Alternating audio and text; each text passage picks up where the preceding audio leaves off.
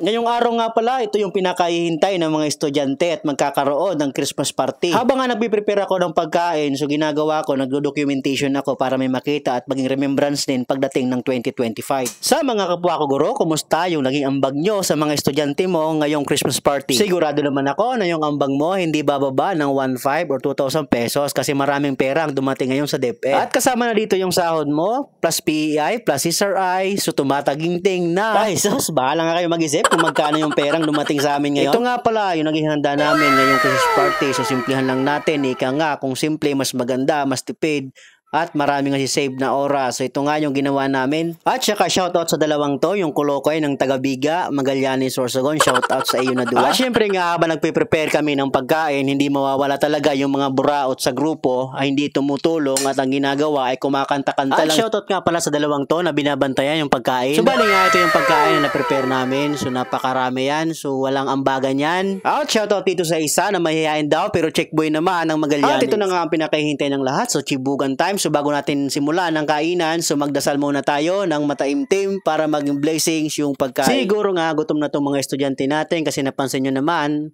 halos sa pagkain yung tingin nila. Maraming salamat po sa biyaya na binigay nyo sa amin. So God bless po. At sana gabayan nyo po kaming lahat na may taguyod at masurvive ang Christmas party na ito. Shoutout grade 11 Ismaw!